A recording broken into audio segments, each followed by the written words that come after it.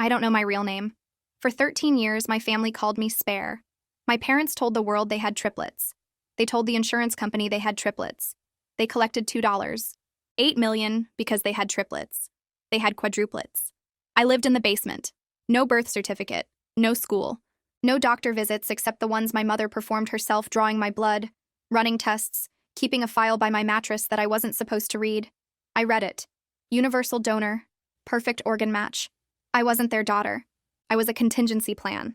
An insurance policy made of flesh and bone in case my sisters ever needed. Parts. For 13 years, I thought this was love. I thought hiding meant protection. I thought the blood draws were normal. Then one of my sisters got sick, and my father started coming to the basement more often, looking at me differently, measuring something I couldn't name. My sisters figured it out before I did. On our 13th birthday, they came for me at 3 a.m. Glass shattered.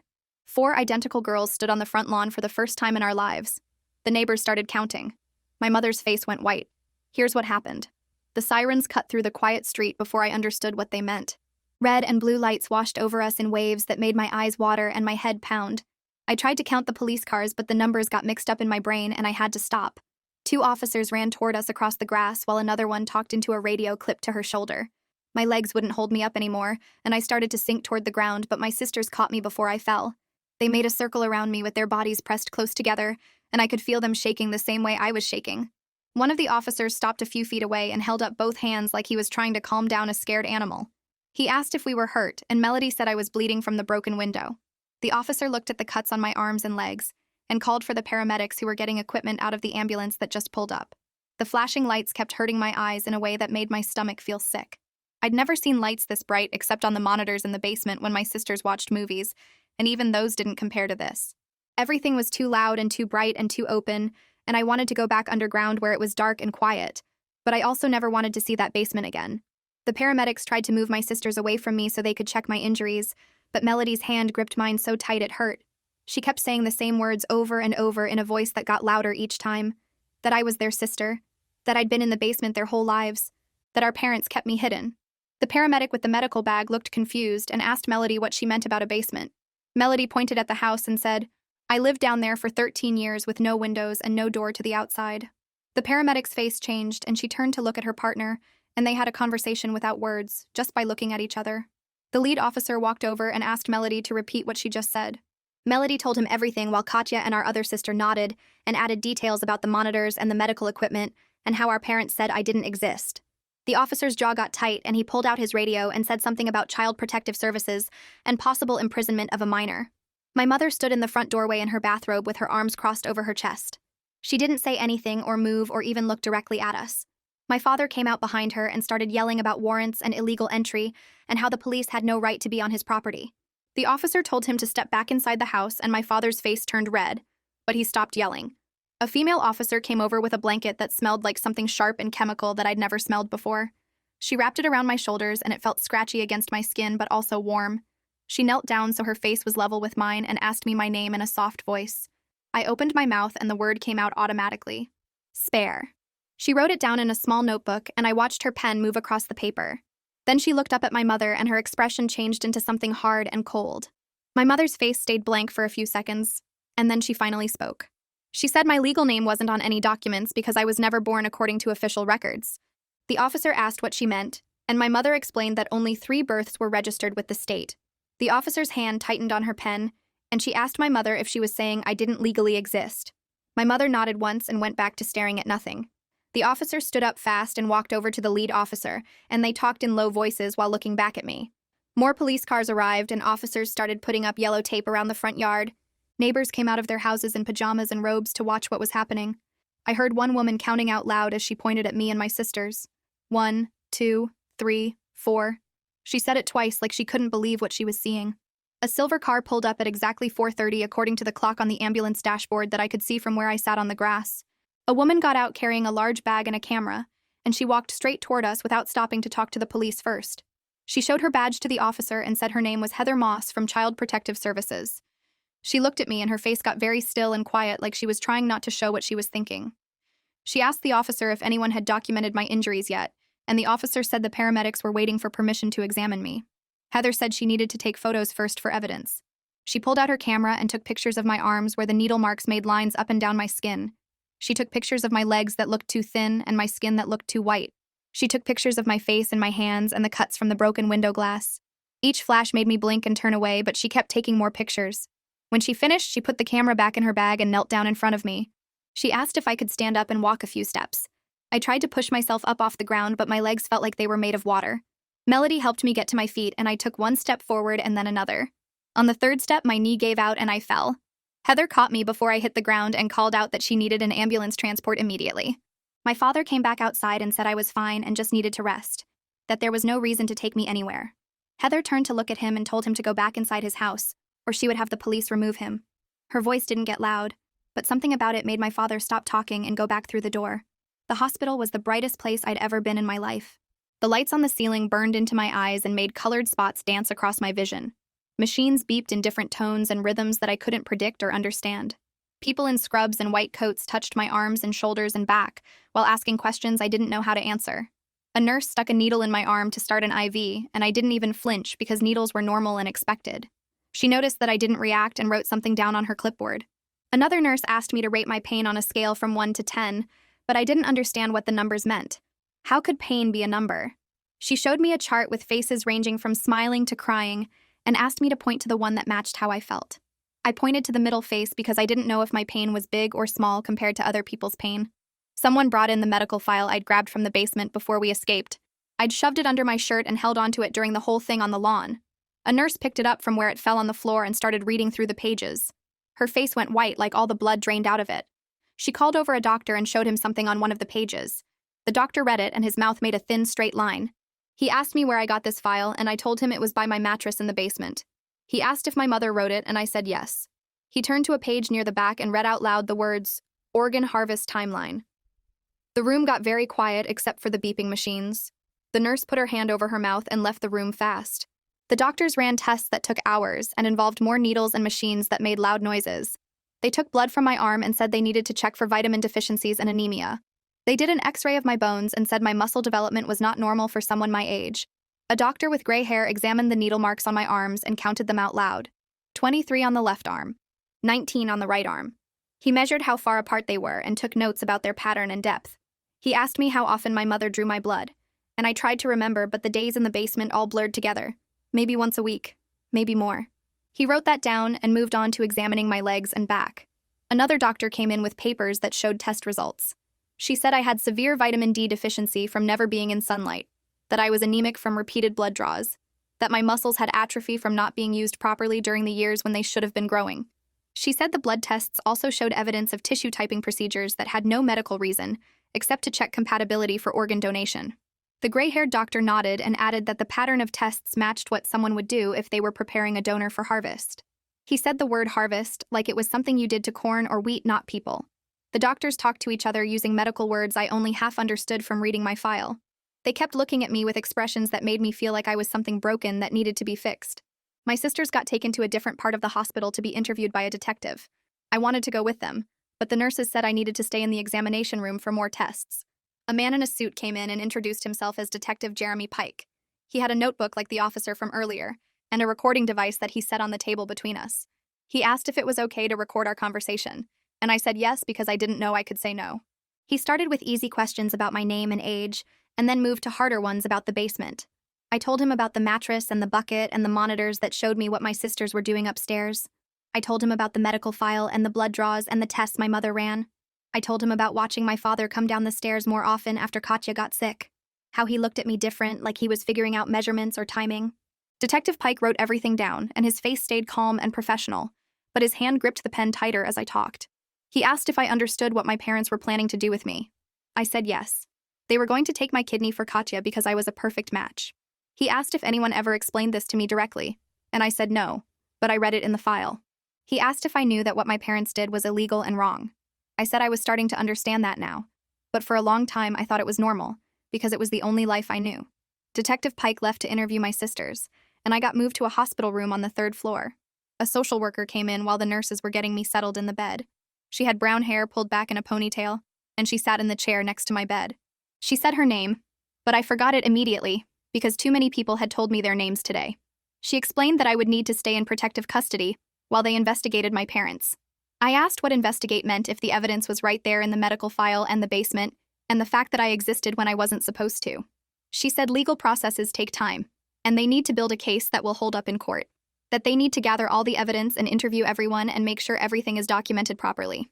She said my parents would be arrested and charged with crimes, but the exact charges would depend on what the investigation found. I asked what would happen to my sisters, and she said they would be placed with a relative temporarily while the case moved forward. I asked if I could go with them, and she paused before answering. She said I needed specialized care that a regular family placement couldn't provide right now, that I would go to a different facility where they had staff trained to help children who had been through extreme situations. The word different made my chest feel tight. The word separated made it worse. My sisters came to say goodbye the next afternoon. Heather had decided they would stay with their maternal aunt starting that night. I was transferred to a group home for children in protective custody the following morning. We sat in my hospital room and nobody knew what to say. Katya kept apologizing and I kept telling her it wasn't her fault, but she wouldn't stop. Melody held my hand like she was afraid I would disappear if she let go. Our other sister sat in the corner chair and cried quietly. A nurse knocked and said it was time for them to leave. Melody's hand tightened on mine and she asked if she could stay just a little longer. The nurse said no, the social worker was waiting downstairs. My sisters stood up slowly like their bodies were heavy. They each hugged me and promised they would visit as soon as they were allowed. I watched them walk out the door and down the hallway until they turned the corner and I couldn't see them anymore. The room felt too big and too empty and too quiet. I pulled the blanket up over my head and cried for the first time since we stood on the lawn. I cried for the basement and the life I thought I had. I cried for my sisters who felt guilty about things they couldn't control. I cried because being rescued was supposed to feel better than this. But instead, it felt like I'd traded one kind of cage for another. The crying made my chest hurt and my throat raw, but I couldn't stop. A nurse came in and asked if I needed anything. I said I wanted my sisters back. She said they would visit soon. I said soon wasn't the same as now. She didn't have an answer for that. The physical therapy room had windows that went from floor to ceiling, and the sunlight made me squint, even though it wasn't very bright outside. A man with gray hair and a kind face introduced himself as Thomas and asked if I was ready to start working on getting stronger. He explained everything before he did it, showing me the exercises first on himself, and when he needed to adjust my posture, he always asked permission before touching my shoulder or arm. We started with standing up from a chair without using my hands, which seemed easy until I tried it and my legs shook so bad I had to grab the armrests. So Thomas said that was normal for someone whose muscles hadn't been used properly, and we practiced it 10 more times until I could do it twice without shaking. Next, he had me walk across the room while he watched how I moved, and he pointed out that I leaned too far forward and didn't swing my arms right. He showed me how to walk with better posture, and we practiced back and forth until my legs hurt, and I asked to sit down. Thomas said we made good progress for day 1 and scheduled 3 more sessions for the week. The next morning, a woman with short black hair came to my room and said she was the hospital psychiatrist. She asked me questions about what I remembered from the basement, what my sisters taught me, and how I felt about being in the hospital now. I told her about the books Melody brought me and how I learned to read from watching educational programs on the monitor, and her eyebrows went up when I used words like photosynthesis and democracy. She wrote notes on her tablet and said my vocabulary was better than most kids my age, but then she asked me what friendship meant, and I didn't have a good answer because I'd never had a friend besides my sisters. She asked me to describe different emotions, and I could name them from books, but couldn't always explain when someone would feel them in real life. She said we would work on social understanding and emotional processing, which sounded like more tests, but she promised it would help me understand people better. Detective Pike returned on my 3rd day with a recording device and a notebook. He set up the recorder on the table next to my bed and asked if I understood that he was going to record our conversation about what happened in the basement. I said yes, and he pressed the red button. He asked me to start from my earliest memories, and I told him about waking up on the mattress, about the bucket in the corner, about my mother coming down the stairs with her medical bag. I described the blood draws and how she would mark the date and time in the file, how she ran tests on the samples using equipment she kept on metal shelves. He asked about the monitors, and I explained how I could see my sisters in different rooms, how I learned their schedules and routines, how I knew when they were at the school, or eating dinner, or sleeping. Detective Pike's face stayed calm the whole time, but his hand gripped the pen tighter. When I talked about my father measuring me after Katya got sick, about how he would stand at the bottom of the stairs and stare at me like he was doing math in his head, the detective asked if anyone ever told me directly what they planned to do, and I said no, but the file made it clear enough. He thanked me for my statement and said it would help build the case against my parents. 2 days later, Heather came to tell me my parents had been arrested. She sat in the chair next to my bed and explained the charges, using simple words when the legal terms got too complicated. Insurance fraud because they lied about having triplets to get more money. Child endangerment because keeping me in the basement hurt my health and development. Unlawful imprisonment because I wasn't allowed to leave. Conspiracy to commit assault with intent to harvest organs because of what they planned to do with my kidney. The bail hearing happened fast, and the judge set the amount really high because my parents might try to run away, so they had to stay in jail while their lawyer prepared their defense.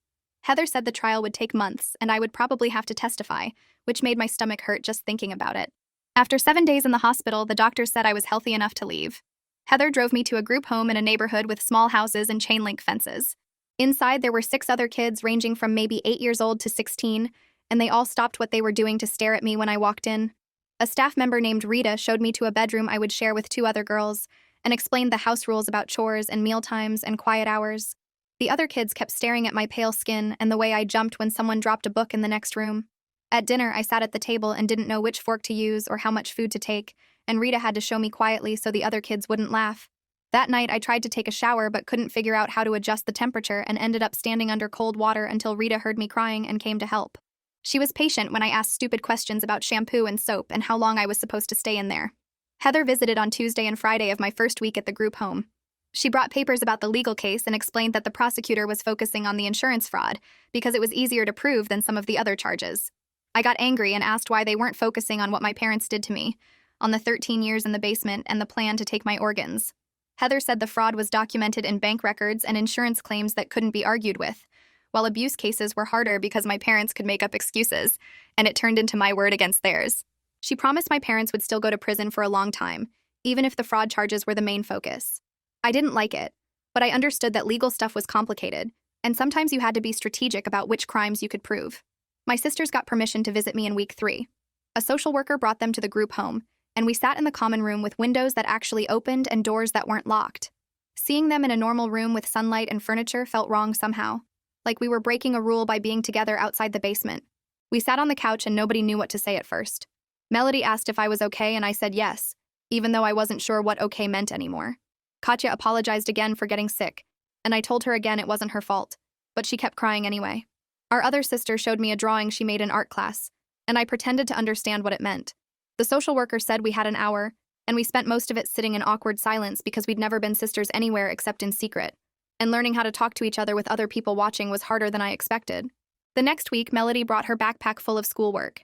She spread out textbooks and worksheets on the table and showed me what they were learning in 8th grade. Math problems with algebra and equations that looked nothing like the basic arithmetic she'd taught me. Science chapters about cells and ecosystems that went way deeper than the simple facts I'd memorized. History lessons about wars and governments that I'd never heard of because my knowledge came from whatever books my sisters could smuggle to the basement. Looking at their homework made me realize how much I'd missed even with their help. Reading was one thing, but understanding history required knowing about the world, and science needed experiments and observations I'd never been able to do. Melody saw my face and promised they would help me catch up, but the gap between what I knew and what I needed to know felt impossible to cross. Katya's health got worse during my 4th week at the group home. Heather told me during her Friday visit that Katya's doctors wanted to put her on the transplant waiting list through the official system. At our next visit, Katya cried and said she felt guilty that her kidney problems caused everything that happened. I had to explain that our parents made their choices long before she got sick, that they'd been planning to use me from the day I was born, that her illness just gave them a reason to act on what they always intended to do. She kept saying she was sorry, and I kept saying it wasn't her fault until the social worker said our time was up. A man from the prosecutor's office came to interview me specifically about the insurance fraud. He asked detailed questions about what I overheard my parents saying and what documents were in the medical file. I described the papers that showed they told the insurance company they had triplets, that triplets were worth $2.8 million because multiple births were high risk. I explained that quadruplets only got $50,000 because they were so rare the insurance companies had different rules, so my parents hid me to get the bigger payout. The money paid for the house with the basement where they kept me, paid for my sister's private school, paid for the medical equipment my mother used to run tests on me. He recorded everything and said this evidence would be central to the prosecution's case. I asked if the insurance company would want their money back, and he said probably, but that wasn't my problem to worry about. The prosecutor's investigator left me with a folder full of documents to review, asking me to mark anything that looked familiar from the basement. I spent 2 hours going through pages of insurance claims, bank statements, and medical supply orders, while Rita sat nearby doing paperwork of her own. My parents had documented everything, keeping receipts for syringes and blood collection tubes and tissue typing kits, and seeing the evidence of 13 years organized into neat columns of numbers made my stomach hurt in a different way than remembering the actual needle sticks did. Court documents became public 3 weeks after my parents' arrest. Heather called to warn me before it happened, explaining that reporters would start covering the case, and I might see news vans in the neighborhood. She promised to keep my face and real location private, but said the basic facts would spread quickly once journalists got access to the legal filings. The next morning, Rita showed me a newspaper headline that read, "Hidden Quadruplet Case Shocks Community," with a photo of my parents' house and a blurred image of 4 girls that must have been taken the night we escaped. The article described me as the 4th identical sister kept in a basement for insurance fraud purposes, and reading about my life in newspaper language felt surreal and wrong, even though every fact was true. By afternoon, the local news stations were running stories, and within 2 days, national outlets picked it up because apparently hiding a child for 13 years to commit fraud was interesting enough for cable news. Heather visited that evening to check on me and found me watching a legal expert on television discuss my case without knowing I was the actual person he was analyzing. He kept calling it unprecedented and complex, using words like exploitation and premeditation that I understood but wished I didn't have to apply to my own parents. My parents' lawyer filed motions during week 4 arguing that everything they did was protective, not harmful. Heather brought me copies of the legal documents because she thought I should know what lies they were telling, and I read my mother's sworn statement claiming I had a severe immune disorder that required isolation from other children and regular medical monitoring. The motion described the basement as a controlled environment necessary for my safety, and the blood draws as standard procedure for tracking my fabricated condition. I got angry reading it because my mother knew I could read her medical files, knew I'd seen the words universal donor and organ harvest timeline written in her own handwriting, and now she was pretending those documents meant something completely different. The prosecutor filed a response 2 days later, with expert testimony from 3 doctors who reviewed my actual medical records and found 0 evidence of any immune disorder or condition requiring isolation. They explained that tissue typing and compatibility testing had no therapeutic purpose and were only performed when preparing for organ transplantation, and their professional opinions destroyed my parents' protection argument in language even I could understand without Heather's help. Week 5 started with Heather telling me I was moving to a different placement. She sat in the common room and explained that the group home was good for short-term crisis care, but I needed more specialized support than the rotating staff could provide. Aisha Marshall ran a therapeutic foster home for kids with severe trauma backgrounds, and she had an opening in a house with only 2 other children instead of 6. I didn't want to move because I'd just started figuring out the group home routines, but Heather promised this change would help me feel safer, and Aisha knew how to work with kids who'd experienced things most people couldn't imagine. The move happened on Tuesday afternoon with everything I owned fitting into 2 garbage bags that Rita helped me pack.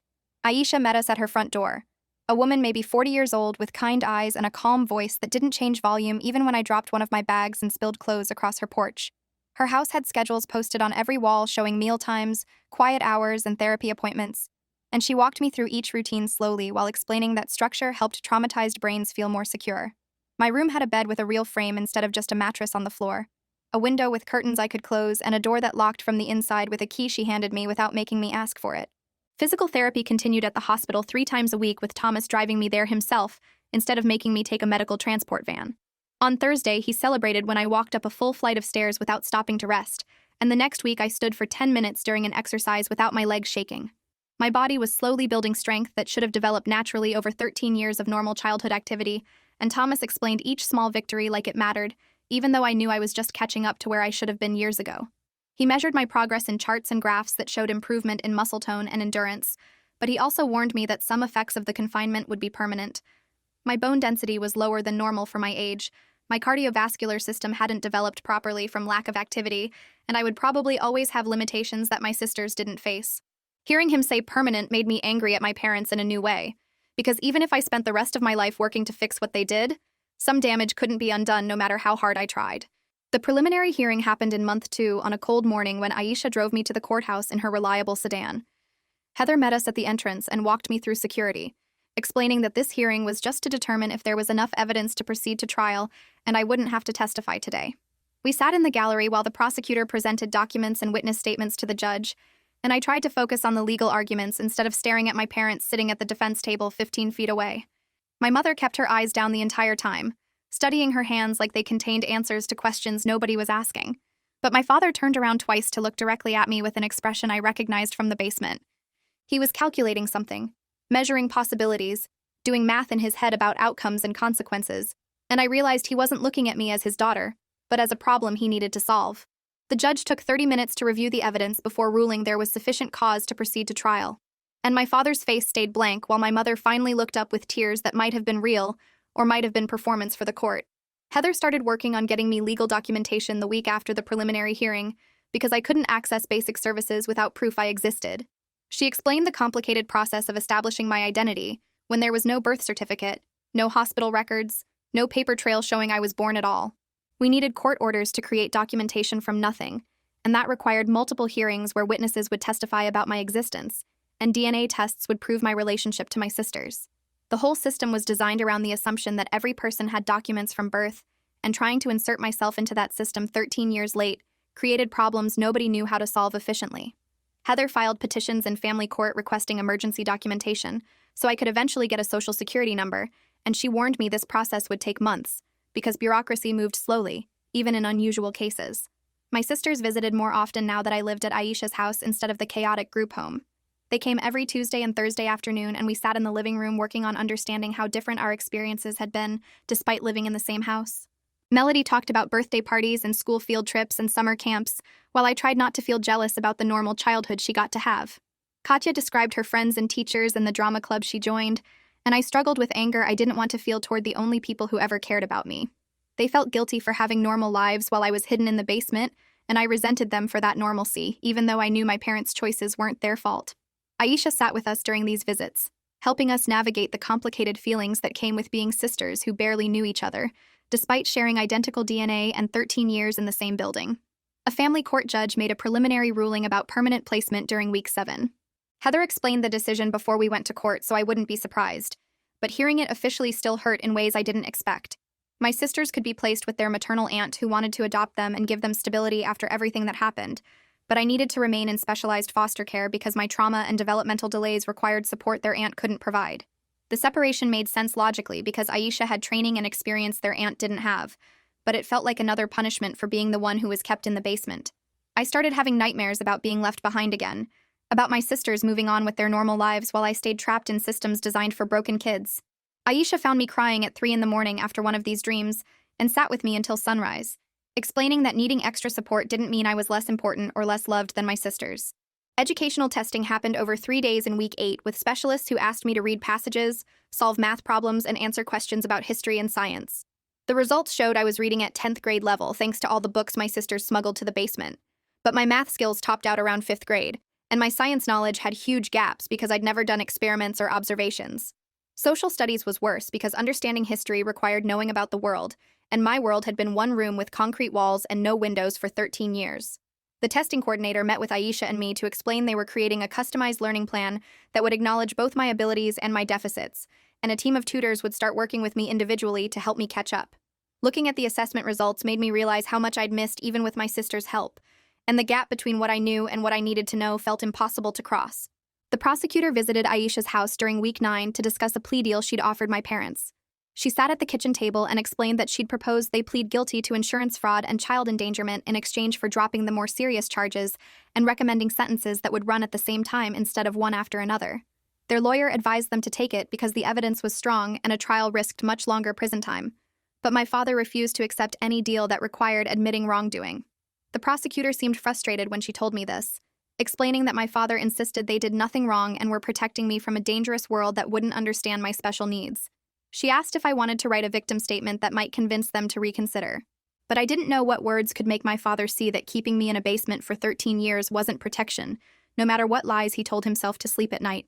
I wrote the letter declining Uncle Gary's meeting request, but Heather brought him to the foster home anyway 3 days later. She knocked on my bedroom door and said someone wanted to meet me.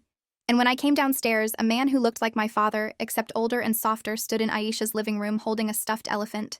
He said his name was Gary, and he was sorry he didn't know sooner, that my father always had explanations when he asked about the basement renovations, or the soundproofing, or why they never had a 4th daughter at family gatherings. His voice shook when he talked, and I watched his hands squeeze the elephant's trunk over and over, while he explained he suspected something felt wrong, but trusted his brother's answers because family members don't usually hide children in basements. I didn't say anything for 5 minutes, and Aisha sat beside me on the couch waiting for me to decide how I felt about this man who shared my father's DNA, and maybe could have saved me if he'd asked better questions. Finally, I told him I didn't know if I wanted his help, because help 13 years ago would have meant something, but help now just felt like guilt trying to fix itself, and his face crumpled. But he nodded and left the elephant on the coffee table before Heather walked him back to his car. The therapist's office had soft lighting and chairs that didn't match, and a box of tissues on every surface like she expected people to cry constantly. She asked me to describe a normal day in the basement, and I listed the routine of waking up, doing exercises my sisters taught me, reading books, waiting for visits, and she stopped me to ask if I thought that sounded like love. I said yes because my parents kept me safe from the dangerous world, and she pulled out photos of other children my age at parks, at schools, at birthday parties, asking if those children looked unsafe or unloved. The pictures confused me because I'd seen my sisters in similar photos, but never understood that other families didn't keep spare children in basements just in case. And the therapist said very gently that protection means teaching someone to handle the world, not hiding them from it completely.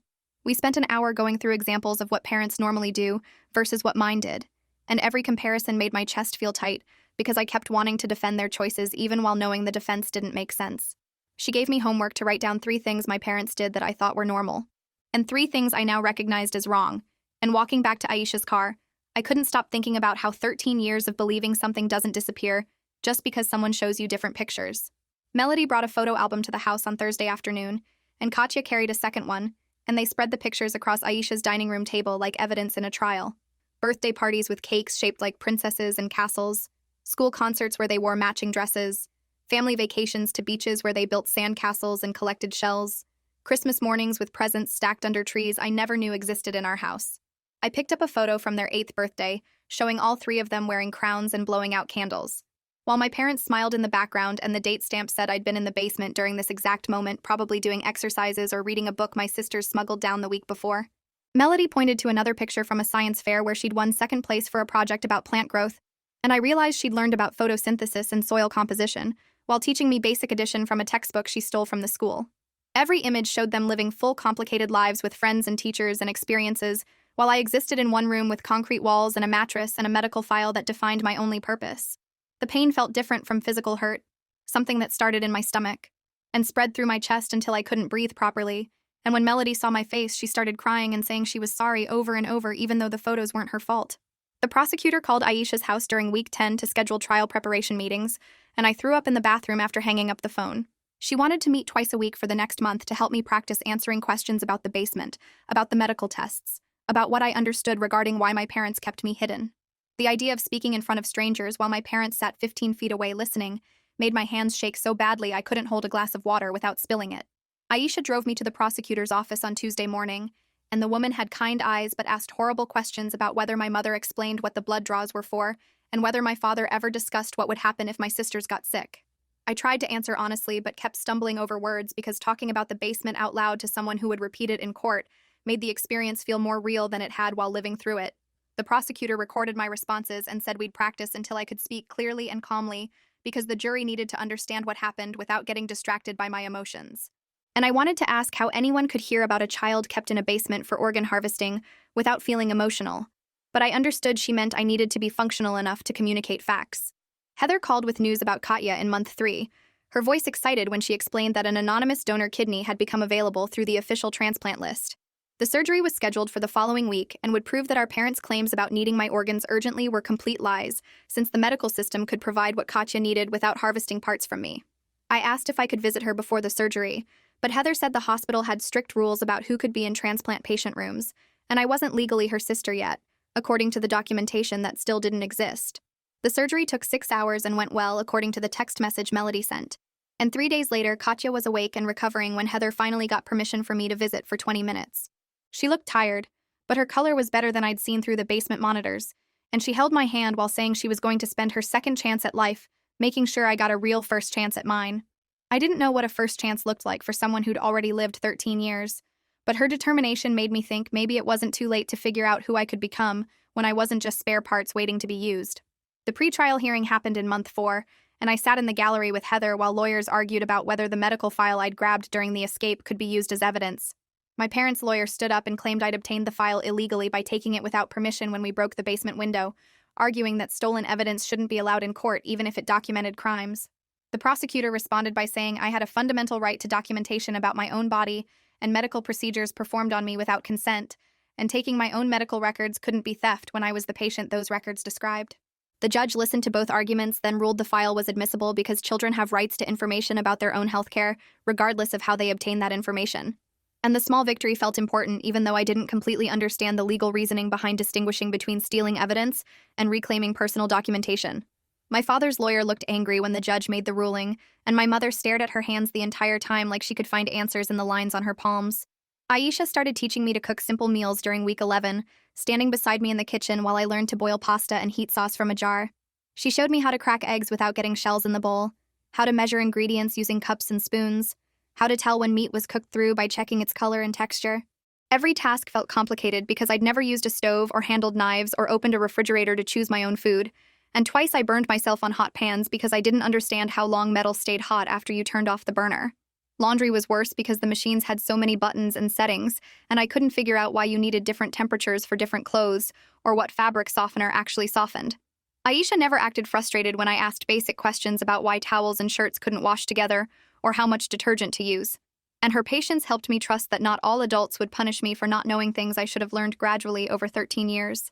She taught me about personal hygiene routines like brushing teeth twice daily and washing hair every few days and changing clothes regularly, explaining these weren't just rules but ways to take care of myself that everyone learned as children.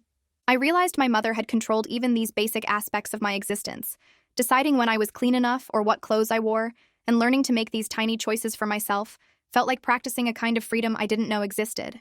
The trial started in month 5 on a Monday morning when Aisha drove me to the courthouse and Heather met us at the security entrance. The courtroom had wood paneling and uncomfortable benches, and too many people sitting in rows watching like this was entertainment instead of my life being examined in public. I sat behind the prosecutor's table where she said I'd be safe and visible to the jury. And my parents entered through a side door wearing clothes that made them look normal and respectable, instead of like people who kept a child in a basement for 13 years. The prosecutor stood up and began presenting evidence, showing the jury photos of the basement with its bare mattress and concrete walls and small barred window, displaying the medical file with its documentation of blood draws and tissue typing and organ compatibility testing. She called expert witnesses who testified about the psychological harm caused by prolonged isolation and the physical effects of confinement on developing bodies. And every piece of evidence felt like watching my life translated into legal language that somehow made it sound both more and less terrible than living through it actually was. My parents showed no emotion during the testimony, sitting still and expressionless like they were watching a boring movie instead of listening to experts describe the damage they'd caused their own daughter. My sisters testified on day 3, and I watched them walk to the witness stand one at a time to answer questions about discovering me during hide and seek when we were 5 years old. Melody described finding the basement door unlocked and seeing me for the first time, how she'd been confused about why there was another girl who looked exactly like her and Katya, and our other sister living in a room with no toys or windows. She explained the secret visits that started after that day, how they'd sneak down whenever our parents left the house or were distracted, bringing food and books and teaching me everything they learned in the school. Katya testified about the fear that grew when she got sick and started hearing our parents discuss her kidney problems in medical terms that sounded like planning instead of worrying, how she'd realized they were waiting for her condition to get bad enough to justify using me as a donor. The prosecutor asked specific questions about whether our parents knew the sisters were visiting me and both Melody, and Katya said yes, that our mother had caught them in the basement multiple times, but only warned them to be quiet and not tell anyone about the 4th sister who didn't officially exist. The neighbors testified on day 4 about never seeing a 4th child at our house, despite living next door for 8 years. One woman described asking my mother about the basement renovations and soundproofing, being told it was for a home theater and music room that would let my father pursue his hobby without disturbing anyone. Another neighbor talked about the night he saw 4 identical girls on the front lawn and called 911 because he'd counted 3 daughters for years, and suddenly there were 4, and something was clearly very wrong. A man who lived across the street admitted he'd heard strange sounds sometimes coming from our house, thuds, and scraping noises that happened at odd hours, but he'd trusted my parents' explanations about storage and home improvement projects because people don't generally assume their neighbors are imprisoning children in basements. The prosecutor asked each neighbor if my parents had ever mentioned having quadruplets instead of triplets, and they all said no, that the story was always 3 daughters who were triplets, and any questions about family size were met with confusion or irritation that suggested the topic was intrusive. The medical expert testified on day 5. A woman with gray hair pulled back tight who spoke in clear, simple terms about what she'd found in my records. She explained how tissue typing worked, how you tested to see if one person's organs would match another person's body, and she said the tests my mother performed had no other reason except to prepare for taking my organs. The courtroom got quiet when she described the blood draws, showing the jury photos of needle marks on arms that looked like mine, explaining how often my mother took blood, and why that frequency wasn't normal for any medical condition, except checking compatibility over and over. She talked about the timeline documented in the file, how the testing increased when my sisters turned 10, then again at 11, and especially after one of them got sick, and her voice stayed calm, but her words made several jurors shift in their seats. The prosecutor asked what would have happened if my sisters hadn't broken the window that night, and the expert paused before saying that based on the progression of tests and the notes about surgical preparation, she believed organ harvesting would have occurred within weeks. My father's lawyer objected, claiming that was speculation, but the judge allowed it because the expert explained her reasoning using the actual documentation my mother kept. The defense tried asking if the tests could have been for monitoring my health, and the expert said no, that healthy children don't need tissue typing and compatibility screening unless someone is planning to use their organs for transplant. She added that the specific tests performed, the frequency, and the detailed notes about matches all pointed to preparation, not protection. And when she finished testifying, I watched 2 jurors wipe their eyes. Day 6 started with the prosecutor telling me it was time for my testimony, and my hands shook while Aisha helped me pick out clothes that looked normal, and not like someone who'd lived in a basement. The courtroom felt smaller when I walked to the witness stand. Every person watching me moved past my parents who sat still as stones at the defense table. The bailiff asked me to swear to tell the truth, and my voice came out quieter than I wanted when I said I would. The prosecutor stood up and smiled at me, the kind of smile that said she knew this was hard, and she started with easy questions about my age and whether I understood why we were here. Then she asked me to describe where I lived for 13 years, and I told the jury about the basement with concrete walls and one small window with bars that let in almost no light. I described the mattress on the floor, the medical supplies my mother kept in plastic bins, the monitors that showed me what my sisters were doing upstairs, and the file that sat beside my mattress with papers about my blood type and tissue matches. The prosecutor asked how often my mother came to the basement, and I said almost every day, sometimes to bring food, sometimes to draw blood, sometimes just to check on me and make sure I wasn't sick. She asked what my mother told me about the blood draws, and I explained that she said it was to keep me healthy, to make sure my body was working right, and I believed her because I didn't know any different. The prosecutor showed me photos of the basement taken after the escape, and I confirmed that was where I slept, where I ate, where I spent every hour of every day for 13 years. She asked if I ever went upstairs, and I said no, that the door stayed locked, and my mother told me the outside world was dangerous for someone like me. The whole time I answered questions, my father stared at me from the defense table, his eyes following every movement, and I forced myself to keep talking even though his stare made my stomach hurt. The prosecutor asked about the medical file, what it said, what I understood it to mean, and I told the jury about reading the words universal donor and perfect organ match, and not understanding at first, but eventually realizing those words meant my body was kept ready in case my sisters needed parts. Several jurors looked angry when I said that, their faces getting tight, and one woman in the back row shook her head slowly. My parents' lawyer stood up for cross-examination, and he started by asking if I felt safe in the basement, his tone suggesting he already knew the answer he wanted. I said no, and he looked surprised, like that wasn't what he expected. He asked why not, if I had food and shelter and medical care, and I told him that safety isn't being locked in a dark room with no name and no purpose except spare parts. I said safety means having choices, knowing people care about you as a person, not just as backup organs, and my voice got stronger as I talked because I'd practiced these ideas with my therapist. The lawyer tried again, asking if my parents ever hurt me physically, and I said the blood draws hurt, the isolation hurt, the knowledge that I only existed as insurance hurt, and hurt doesn't have to mean hitting to be real. He asked if I understood my parents were trying to protect me from a serious immune disorder, and I said no one ever told me I had an immune disorder, that the only papers I saw talked about organ compatibility, not sickness. The prosecutor objected when the defense lawyer kept pushing about protection, and the judge sustained it, telling him to move on. He asked if I loved my parents, and I said I thought I did for a long time, because I didn't know love was supposed to include freedom and identity, and being treated like a whole person instead of spare parts. When he finished, I walked back to my seat behind the prosecutor's table, and Heather squeezed my hand. The prosecution spent day 7 presenting financial records, spreading papers across a table, while an accountant explained what each document showed. The insurance payout came first, a check for $2.8 million written when my parents reported triplet births with complications, and the accountant traced how that money moved through bank accounts and purchases. She showed the jury records of the house purchased 6 months after we were born, a house with a basement that my parents immediately renovated with soundproofing and reinforced locks. She displayed receipts for medical equipment, examination tables, testing supplies, all bought with the insurance money, and all kept in the basement where no one could see. The private school tuition for my 3 sisters cost thousands every year, paid from the same accounts that held the insurance money, and the accountant noted that no educational expenses existed for a 4th child. The prosecutor asked if the spending pattern suggested planning, and the accountant said yes, that someone had calculated exactly how to use the insurance money to maintain a hidden child while giving the visible children every advantage. My parents' lawyer objected, saying spending choices weren't proof of criminal intent, but the prosecutor showed more records, including purchases made right after my sister got sick. medical supplies that matched what would be needed for organ harvesting. The accountant explained that normal parents facing a child's illness would pay for doctors and treatment, not buy surgical equipment to use at home. And the jury looked at my parents with expressions that suggested they were understanding the full scope of the fraud. The money trail showed everything was calculated, that from the moment my parents claimed triplets instead of quadruplets, they'd been building a system to keep me hidden and ready, and every purchase, every choice, every dollar spent proved they knew exactly what they were doing. Defense witnesses started on day 8, people from our neighborhood and my parents' church, who stood up to say what good parents they were, how devoted, how active in the community.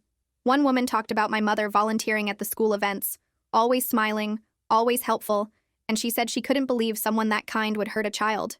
A man from my father's work described him as honest and hardworking, someone who cared about his family above everything, and he insisted there must be some mistake. The prosecutor stood up for cross-examination after each witness, and she asked the same question every time. Did you know about the 4th child? Every witness said no, and the prosecutor let that answer sit in the air for a moment before asking how devoted parents could hide an entire human being for 13 years. She asked the school volunteer if hiding a child seemed consistent with caring about children, and the woman stammered that she didn't know about that part. She asked my father's coworker if honest people usually commit insurance fraud and keep children in basements, and he said he only knew my father at work. After 5 witnesses, the pattern was clear. Everyone thought my parents were good people. Because my parents made sure no one saw the truth, and the prosecutor pointed out that the ability to maintain a false image for years actually proved how calculated and deliberate their deception was. The defense lawyer called one more witness, a doctor who said families sometimes make unconventional medical choices, but the prosecutor asked if keeping a child in a basement with no official medical care qualified as a medical choice, and the doctor admitted it didn't. When the defense rested, my parents' lawyer looked frustrated, and my mother stared at her hands like she'd been staring at them since the trial started. Closing arguments happened on day 9, the prosecutor standing up to summarize everything the jury had heard. She walked them through the timeline, from the moment my parents discovered they had quadruplets, through the decision to hide one child, and claim only 3, through 13 years of confinement and medical testing, to the night my sisters broke the window because they knew what was about to happen. She showed the photos again, the basement, the medical file, the financial records, and she said these weren't the actions of protective parents, but of people who viewed their own child as a resource to be used.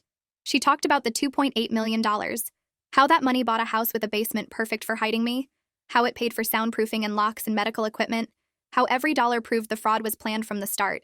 She described the medical evidence, the tissue typing, the compatibility testing, the timeline that showed preparation for organ harvesting, and she asked the jury to consider what would have happened if 4 identical girls hadn't stood on that lawn and forced neighbors to count.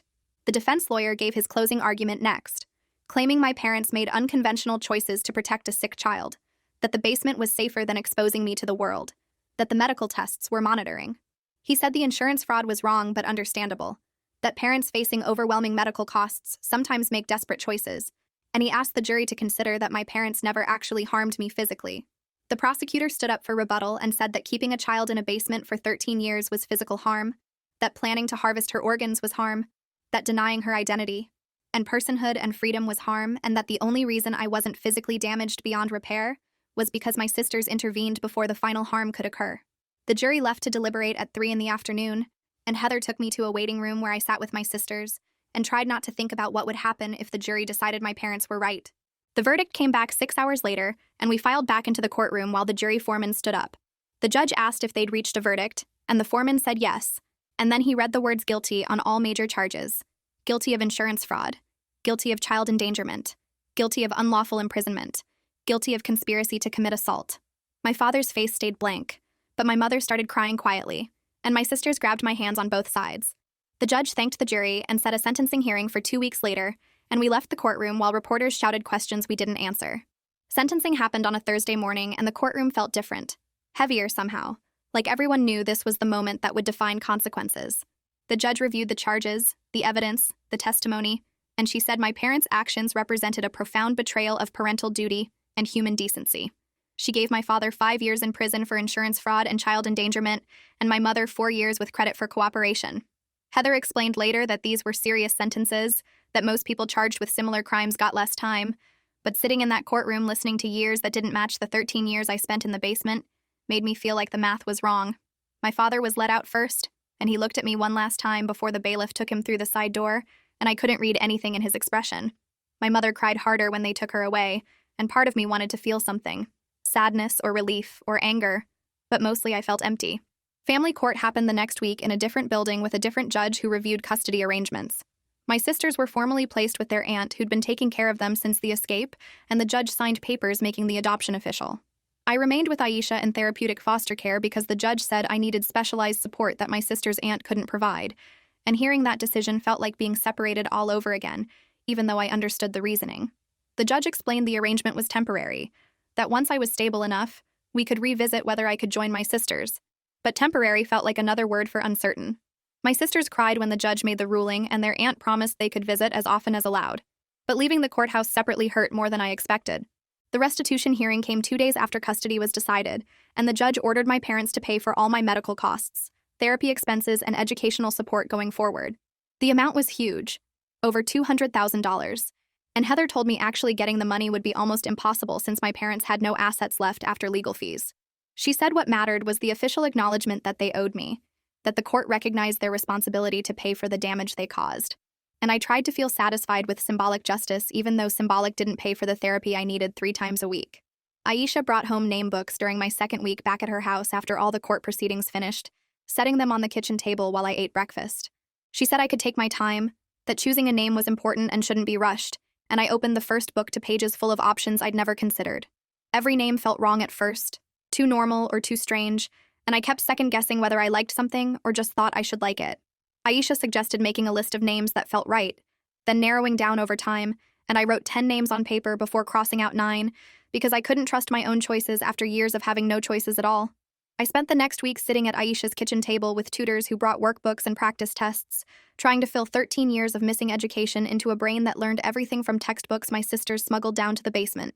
The reading tutor smiled when I finished comprehension passages faster than she expected, telling me I was working at 10th grade level already. But the math tutor frowned at my scratch paper covered in wrong answers because I never learned multiplication tables or how fractions worked. Science was worse because the tutor kept talking about experiments and labs and hands-on learning I never experienced, asking me to explain concepts about chemistry, and physics that made no sense when all I knew came from words on pages without seeing how anything actually worked. I sat through 3-hour sessions twice a week, my head hurting from trying to understand percentages, and decimals and algebraic equations that felt like a foreign language, and the tutors kept saying I was making good progress, but I could see the concern in their faces when they marked another page of wrong answers. Aisha brought me snacks during study sessions and told me learning takes time, that nobody expected me to catch up overnight. But I wanted to catch up fast because being behind felt like another way my parents damaged me. The GED program loomed in my future like a test I wasn't ready for, and every wrong answer on practice worksheets reminded me how far I still had to go. My sister started coming every Saturday afternoon, and we sat in Aisha's living room trying to figure out how to be together without crisis or secrets driving our interactions.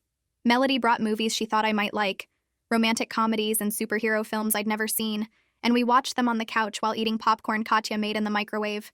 They talked about their school during commercial breaks, complaining about teachers who assigned too much homework and friends who caused drama over stupid things, and I listened trying to understand what normal teenage problems looked like. We cooked dinner together sometimes, following recipes from a cookbook Eliza found, and they showed me how to chop vegetables and measure ingredients, and use the stove without burning things. The conversation felt awkward at first because we kept avoiding topics that led back to the basement, but slowly we found safe subjects like music and books and what kinds of pizza toppings were best. I was learning what sisterhood meant outside of secret visits and whispered lessons, discovering that being family involved ordinary moments like arguing over what movie to watch or laughing when someone burned the garlic bread. They never mentioned our parents during these visits, and I appreciated that we could exist together without the weight of what happened pressing down on every word. Uncle Gary started showing up at physical therapy appointments, driving me to the clinic twice a week and waiting in the lobby while Thomas worked on my muscle development. He brought books each time, science fiction novels and fantasy series he said were his favorites growing up, and he'd talk about the plots during the drive home like we were just uncle and niece having normal conversations. He apologized constantly those first few visits, saying he should have known something was wrong, that he visited the house for holidays and birthdays and never thought to question why he only saw 3 girls. I didn't know how to respond to his apologies because part of me was angry he didn't notice, and part of me understood that my parents were good at hiding things.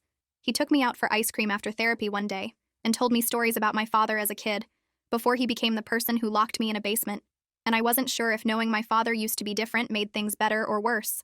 I appreciated having family who wanted to be part of my life now, but I couldn't fully forgive Uncle Gary for the years he didn't see me, and that complicated feeling sat between us during every car ride. 6 months after the night my sisters broke the window, I sat with Aisha looking through baby name books trying to choose something that felt right. Every name I read felt too normal or too strange, like putting on clothes that didn't fit, and I kept closing the books frustrated because I couldn't trust my own preferences after years of being called spare. Aisha suggested names that meant strength or freedom, but those felt too obvious, like trying too hard to rewrite what happened. I found Iris on page 43 of the third book, reading that it meant rainbow and hope, and something about that combination felt true in a way other names didn't. Aisha helped me fill out legal paperwork to petition the court for a name change, and we submitted forms that would make me a real person with documentation proving I existed. The wait for the court order took 3 weeks, and I checked the mail every day like the papers might somehow get lost.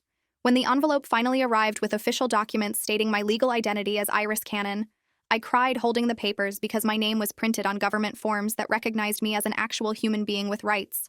Aisha hugged me while I sobbed, and I realized I was crying not just about having a name, but about finally existing in a way that couldn't be erased.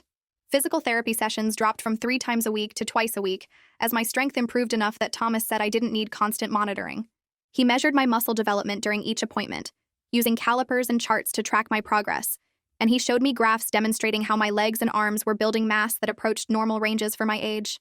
I could walk up and down stairs without getting winded now, and I could stand for 20 minutes without my legs shaking, and these small victories felt enormous after years of barely being able to support my own weight.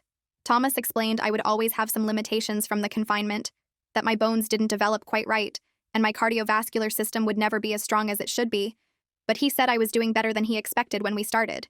He taught me exercises to do at home to maintain my progress, and he celebrated when I completed a full set of squats without assistance. The clinic started feeling less like a place where I was broken, and more like a place where I was building something new. Heather came to Aisha's house one evening to talk about long-term plans, and the 3 of us sat at the kitchen table discussing my future, like I was someone who got to have a future. Heather explained the therapeutic foster home was always meant to be temporary, that once I was stable enough, we could explore other living arrangements that might work better. She mentioned the possibility of me moving in with my sisters and their aunt when I turned 15, creating a transition plan that acknowledged my need for family connection while keeping therapy and support systems in place. Aisha said she would stay involved even after I moved out, that we could do weekly check-ins, and she would always be available if I needed help. The conversation felt strange because I was simultaneously excited about living with my sisters and terrified about leaving the safety of Aisha's house where everything was structured and predictable. We made a timeline that gave me 8 more months before the transition, and Heather said we would do trial overnight visits to make sure the arrangement would work. I signed papers agreeing to the plan, and my signature on the forms felt like another step toward being a person who made decisions about her own life. The alternative school was smaller than I expected, just one building with maybe 50 students total, and the principal explained they specialized in teenagers who needed different educational approaches.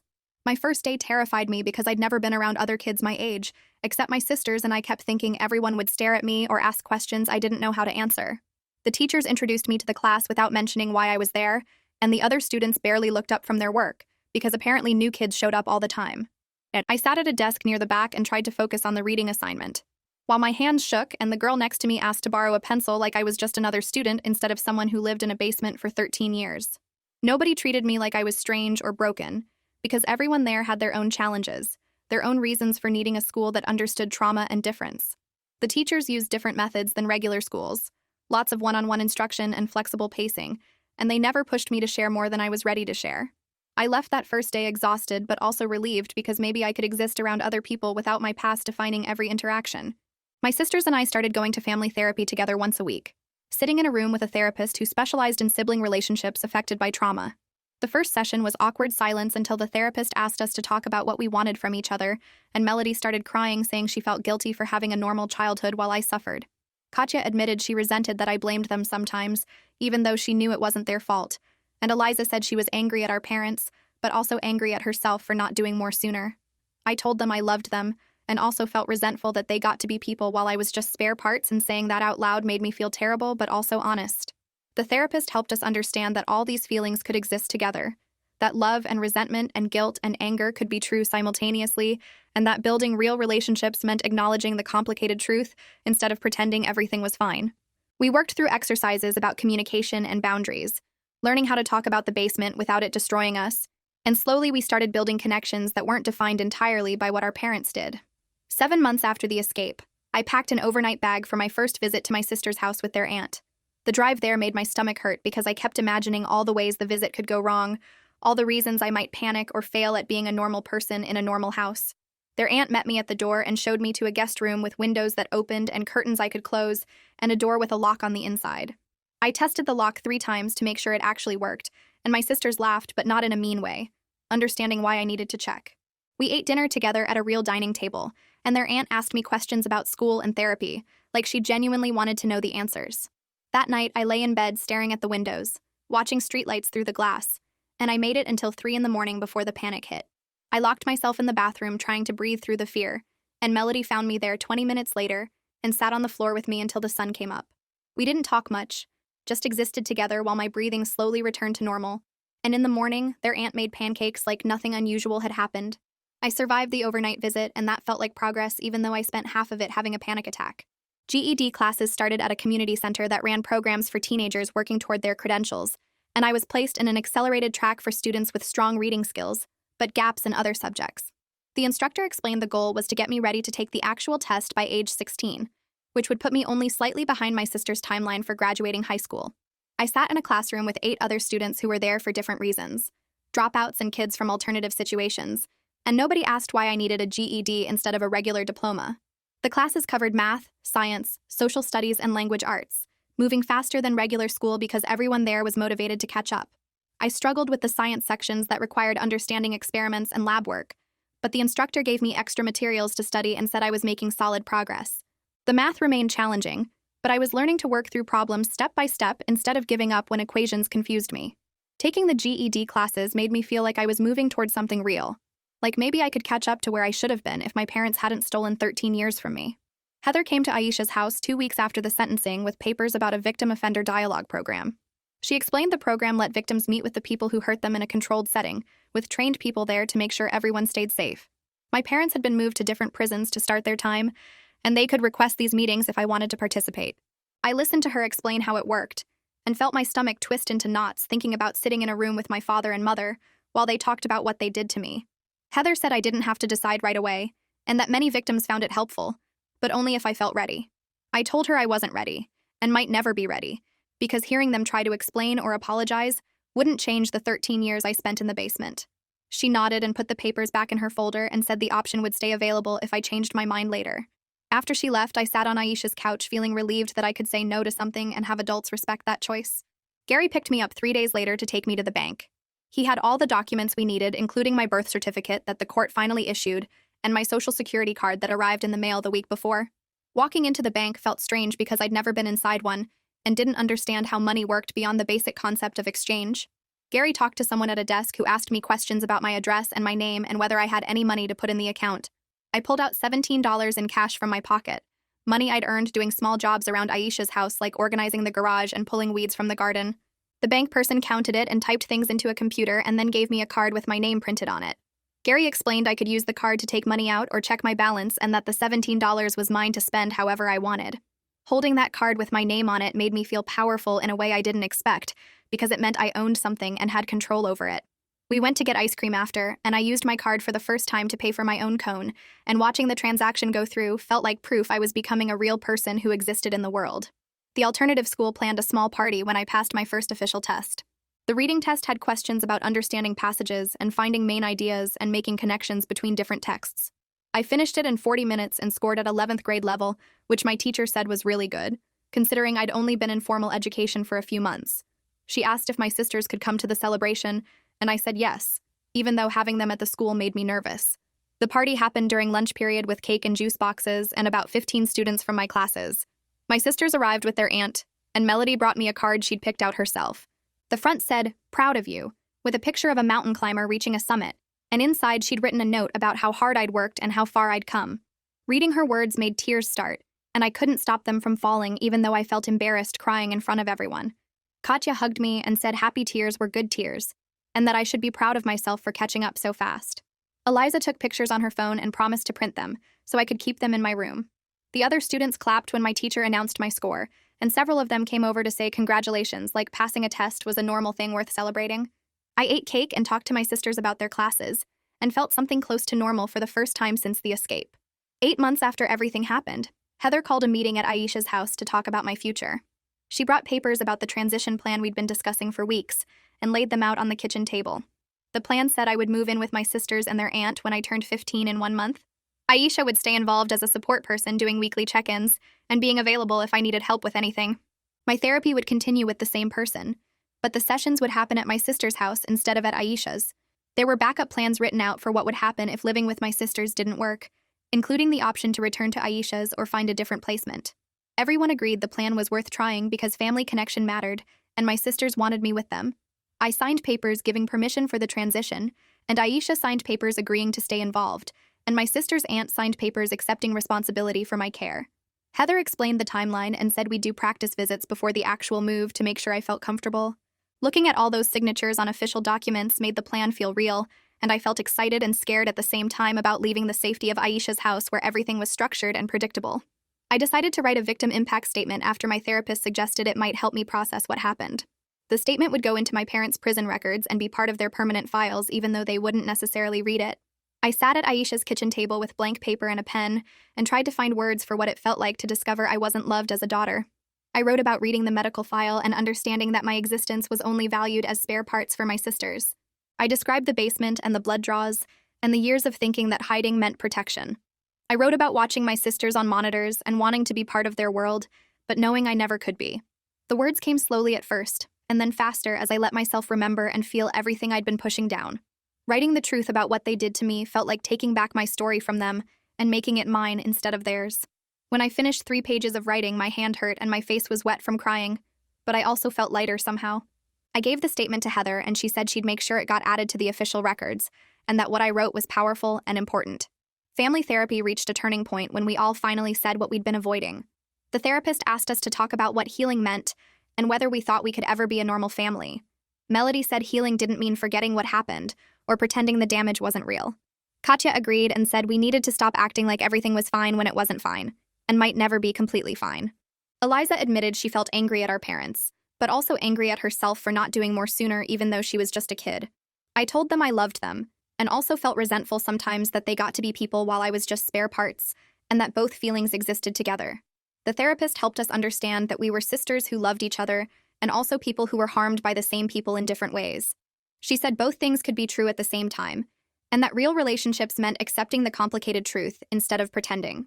We worked through exercises about talking honestly and setting boundaries and learning how to be family without ignoring what our parents did to all of us. By the end of the session, we all felt exhausted, but also closer because we'd finally stopped pretending. My 15th birthday happened 9 months after the escape, and my sisters planned a real party. They decorated their aunt's living room with streamers and balloons and invited 4 friends from my alternative school. There was a cake with my chosen name written in frosting and presents wrapped in bright paper. Everyone sang happy birthday while I stood there feeling overwhelmed by how different this was from every other birthday I'd had. Before the escape birthdays meant another year of captivity marked by my mother taking extra blood samples and my father measuring my height and weight. This birthday meant being celebrated as a person who mattered beyond my medical usefulness. My sisters gave me books and clothes and a journal for writing. My school friends gave me gift cards and candy and a stuffed animal that one of them said reminded her of me. We ate cake and played games and took pictures, and I felt joy that seemed fragile but real. When everyone left and I helped clean up, I told my sisters this was the best birthday I'd ever had, and Melody said it was just the first of many good ones to come. The move happened 2 weeks after my birthday on a Saturday morning. Gary drove me, and all my belongings fit in 3 boxes and 2 bags. My sisters had prepared a room for me with windows that had curtains I could close, and a door with a lock on the inside that only I had the key for. The closet had clothes I'd picked out myself during shopping trips with Aisha, and the dresser had space for everything I owned.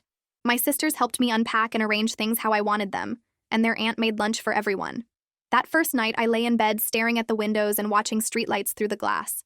Everything felt different from Aisha's house, and I couldn't sleep because my brain kept telling me something was wrong, even though nothing was actually wrong. At 3 a.m, the panic hit hard, and I locked myself in the bathroom trying to breathe through the fear. Melody must have heard me because she knocked softly and asked if I was okay. I opened the door and she came in and sat on the floor with me until the sun came up. We didn't talk much, but she held my hand and matched her breathing to mine until I calmed down. In the morning, their aunt made pancakes like nothing unusual had happened, and I realized that living with people who understood my panic made it less scary somehow. GED preparation became part of the daily routine with tutors coming to the house 3 times a week. The goal was for me to take the actual test in 6 months, which would put me only slightly behind my sister's timeline for graduating high school.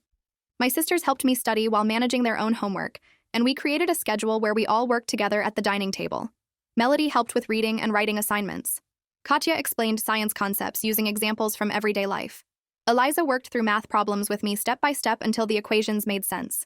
Their aunt made sure we took breaks and ate snacks and didn't push too hard. Learning together felt different from them teaching down to me like they used to do in the basement. Now we were all students working toward our own goals and helping each other along the way. The tutors said I was making good progress, and that taking the test at 15 was realistic if I kept working at this pace. 10 months after the escape, I walked into my therapy session and sat down without crying or panicking. My therapist noticed right away and asked what felt different. I told her I didn't know exactly, but that coming to therapy didn't feel as hard anymore. We talked about my progress over the past months and my goals for the future and what I wanted my life to look like. She asked about my sense of self and whether I still saw myself mainly as a victim. I thought about it and said I was starting to see myself as a person who had been hurt, but was also building something new. She wrote notes and said I was developing real hope about my life, which was a big change from our early sessions when I couldn't imagine a future at all.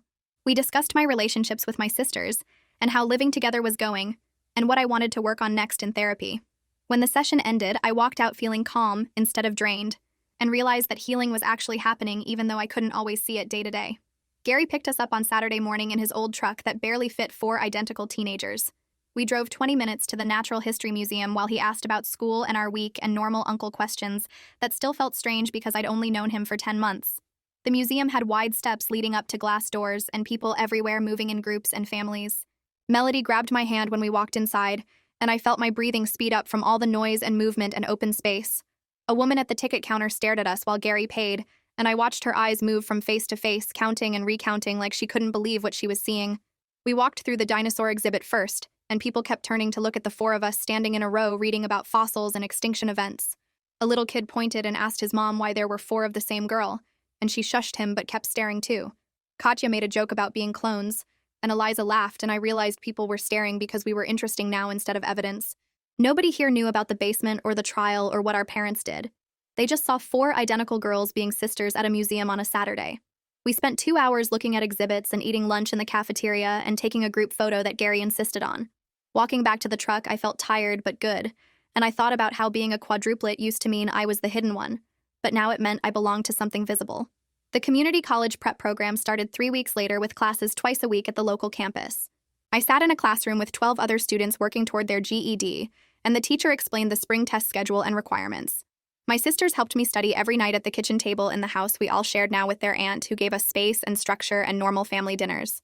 No basement, no secrets, no medical files by anyone's bed.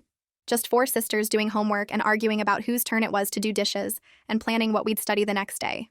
I picked the name Iris because it meant hope, and I needed to believe in that even when the nightmares came or the panic attacks hit, or I remembered what it felt like to read those words about being spare parts. Melody still woke me up sometimes when I was crying in my sleep, and Katya made sure I ate when anxiety killed my appetite, and Eliza reminded me to breathe when everything felt too big. They fought to get me out, and now they were fighting to help me build something. The GED test was scheduled for April, and passing meant I'd be only 1 year behind them graduating high school. The trauma didn't disappear when I chose my name or moved into a real bedroom or started going to classes, but I was building a life now where I got to choose what happened next, and that mattered more than I knew how to explain.